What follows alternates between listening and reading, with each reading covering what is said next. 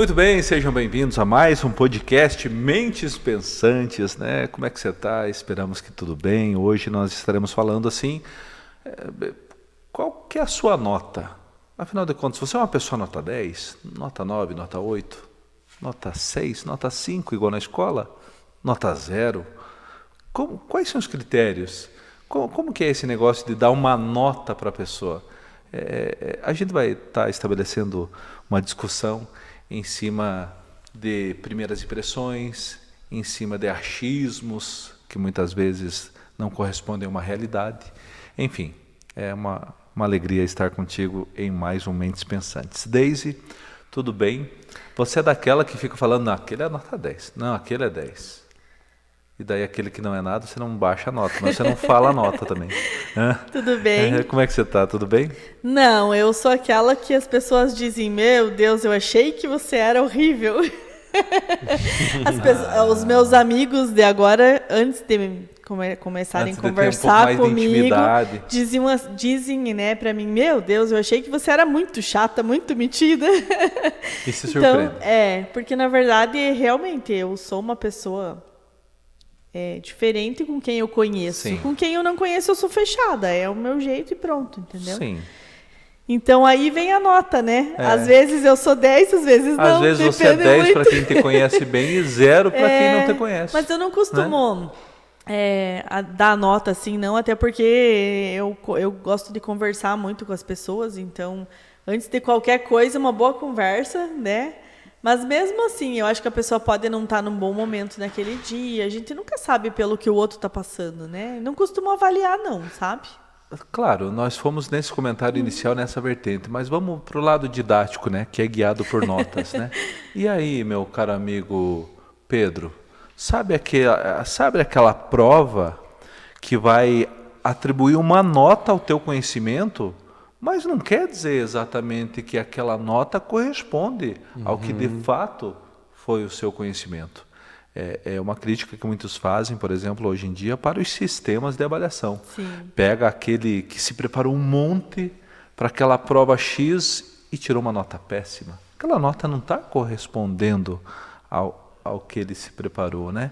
Porém, é uma sistemática que te impõe uma nota. Como que você vê esse universo aí, Pedro? Eu enxergo, assim, sob uma perspectiva de... Quando se fala em parâmetros, se fala em colocar as pessoas em algum tipo de caixa, sabe? Então, no parâmetro de matemática, de raciocínio lógico, disso e daquilo, a sua nota é X. Mas eu posso ter uma grande capacidade de criar problemas matemáticos e não de resolver problemas matemáticos. Mas de acordo com aquele parâmetro que foi estabelecido pela pessoa X, eu fui desaprovado, sabe? Então, quando fala qual a sua nota e eu linko a parâmetros, eu linko a depende do ambiente. Porque para a Daisy, talvez se eu for lá na cidade lá, eu vou ter uma percepção dela. Mas se eu ver Daisy num clube, eu vou ter outra percepção dela. Se eu ver Daisy numa reunião familiar, eu vou ter outra percepção sobre ela. Porque os parâmetros são diferentes, né? E muitas vezes a gente define esses parâmetros ou eles são inconscientes. E veja, João, nós já levantamos duas questões, né? Qual é a sua nota num aspecto pessoal? Você é uma pessoa nota 10. E levantamos o parâmetro didático, né? De uma nota que nem sempre corresponde ao que de fato aquela pessoa fez por merecer.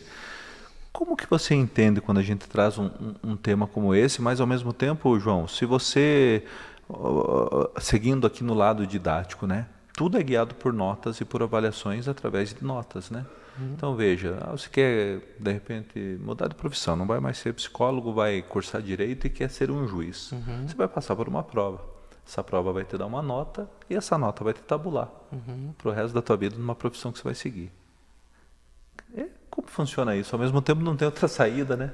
Ao mesmo tempo que a gente pode criticar didaticamente o exercício de uma nota, que outra saída teria para... Para esse tipo de coisa não tem saída, não. Relacionar pessoas, né? Então, assim, nos dois aspectos, tanto pessoal quanto didático, João. Para essa situação didática, como o Pedro traz, não tem saída, porque isso é necessário. vai haver essa necessidade. E a preparação do estudo não está relacionada somente a um aspecto intelectual, embora a gente olhe isso quando a palavra estudo vem à tona, mas também no preparo emocional para você se preparar a colocar o teu conhecimento ali. E é uma regra padrão. E é uma regra. Então a gente nivela tudo, todo mundo, e aquilo vai acontecer. Né? É uma esteira, né? Então, Eu vou avaliar cada um de maneira padronizada. precisa ter. Existem tem outra algumas, por exemplo, alguns concursos um pouco mais para cargos específicos que ele tem um nível de sofisticação maior para graus de exigências, né, nos critérios de avaliação. Então vai apresentar uma prova teórica e também vai apresentar Sim, outros onde não tipos fica de só na nota. provas, né? A prova prática, a prova do histórico que você tem, né, dentro daquelas competências que são exigidas. Isso eu acho que acaba equilibrando um pouco mais, né, razão. essa balança. Agora, olhando para uma parte pessoal, a gente aprende desde muito novo a dar nota nas coisas, porque também o nosso cérebro se sente familiarizado em classificar. De 0 a 10, né, em dar nomes para as coisas, em atribuir rótulos para as coisas. Desde muito novo a gente faz isso.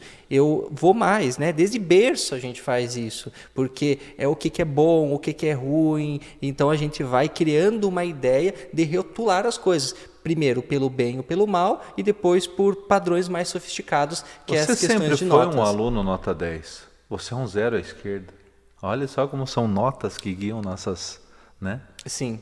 E aí o que vem, né? Que esse modelo de rotulação vai criando em mim uma distorção da minha cognição, levando ao generalizar a rotulação que eu faço no mundo. E, ao meu ver, não é saudável, porque a partir do momento que eu passo a rotular as pessoas, eu tiro aquilo que a pessoa realmente é para colocar aquilo que eu acho que o outro é, pensando no meu olhar que eu tenho sobre o outro. Então, para que a outra pessoa seja uma pessoa boa, uma pessoa qualificada para mim, ela tem que ter essa e essa característica. Isso. Mas são características que eu valido, aonde o outro pode ter N, Y, outras características muito mais importantes da que eu valido, mas eu talvez não estou observando isso porque eu estou com a lente de rotulação que não permite ser visto. Isso, perfeito. A rotulação nem sempre é justa. A nota, nesse caso pessoal, nem sempre é justa. E eu não falo nem sempre, eu acho que não é justo em nenhum aspecto, porque se a gente for se trocar a qualidade de um desempenho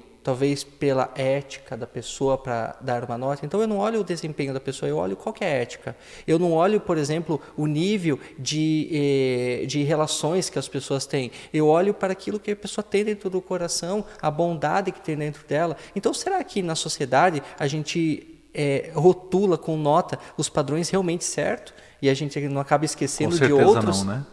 que são tão É importantes? o tal quanto- do ser 10 em matemática e 0 em história. Sim. Sim. Né? Isso. Eu posso ser muito bom em didaticamente falando em alguma coisa, mas eu posso ser muito ruim em outra coisa. Isso vai ter que trazer uma média lá no final. Exato. Né? Eu só lembro tudo isso que vocês falam daquele filme Tempos Modernos, do Charlie Chaplin, né? Que ele está numa esteira e fazendo a mesma coisa ali para receber um certo reconhecimento, né? E isso mexe muito comigo porque eu sempre tentei me encaixar e não conseguia. E isso, meio que as pessoas meio que pregavam rótulos em mim. Ah, então você é isso, então você é aquilo. Mas eu não me enxergava sendo isso ou aquilo, né? Então eu adoto esse mesmo filtro com as pessoas. Principalmente uma pessoa que eu vejo que ela é fora desses parâmetros, eu admiro e me conecto com ela muito rápido. Porque ela passou por uma série de processos para que ela também não se rotulasse, né? Que a gente vem desde, como João falou, no trabalho é assim. No trabalho você é rotulado, você é parametrizado, o seu desempenho é parametrizado, né? E quando você fala de uma nota 10, né? Significa que você chegou no topo, significa que dali você não passa. Olha só como é complexo isso, né? E aí, Pedro, especial aí para Deise e para o João, não tem como a gente não lembrar quando a gente teve um episódio aqui do podcast Mentes Pensantes que a gente definia também o que é sucesso, né? Afinal de contas, como rotula o sucesso? Se fosse anexar a essa nota, então, uma pessoa nota 10 significa uma pessoa de sucesso? Depende. Depende. Né? Depende. Sempre depende. A que ponto de vista, o que você está enxergando. Né? Isso. Sucesso para um atleta olímpico é medalha. É parametrizado. né? Mas sucesso para um empresário é o quê? Sucesso para um pai que estava com um filho doente é recuperar aquele filho e que ele Exato. esteja bem. De repente, sucesso para o empresário seria o lucro, mas e se ele perdeu a saúde? Daí já não é tão Isso. sucesso. Para então, alguns né? empresários é tempo de qualidade. Exato. É poder trabalhar depois do almoço. Para outros é dinheiro na conta. Depende. E um ponto que eu gostaria de levantar é que essa ideia da busca pela perfeição, a busca pelo 10 é extremamente problemático, porque está levando todo mundo a um nível de estresse, a um nível de ansiedade fora do normal. Isso. Porque eu não me permito passar por estágios do desenvolvimento, passar por estágios naturais que me levam a ter oscilações. E nem sempre eu vou estar apto a conseguir dar meu 100% naquele dia, na ideia que eu acho que eu tenho que dar. Mas aquele dia eu dei o meu 100% na medida que eu correspondia para aquele dia. Então sim, eu sou 10 E para aquele aí determinado o dia. autoconhecimento volta em pauta. Isso. Porque você tem que se conhecer, se entender para poder chegar nessa conclusão aí do que é o meu 100%, do que não é o meu 100%, da pausa que eu tenho que me dar, porque se eu não parar, o meu corpo vai fazer eu parar, vai adoecer. Entende? Então, E volta. não é fácil chegar nessa clareza, nesse amadurecimento, porque constantemente a gente é muito reforçado pela ideia da excelência. Então a gente aprende que eu preciso ser aquilo para que justamente eu tenha uma vida com significado. E o significado das coisas não está parametrizado por esse tipo de conduta, né? Então, quanto mais eu começo a criar essa consciência que a Daisy traz, mais fácil fica também para eu acolher o meu desenvolvimento. O autoacolhimento é algo muito importante, porque é somente acolhendo-se que a gente consegue caminhar. Então, uma frase de Rogers, que é um pesquisador e psicólogo dentro da área humanista, ele traz que a partir do momento que eu aceito que eu sou, eu abro espaço para a verdadeira mudança. Então, a mudança só acontece quando eu aceito quem já eu sou.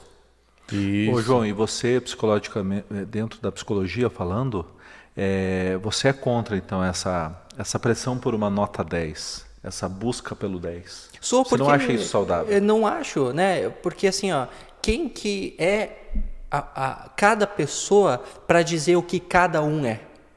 Né? Então, quem que é eu para dizer a nota do Pedro? Quem que é Quais eu? os né? parâmetros, né? Que critérios, né?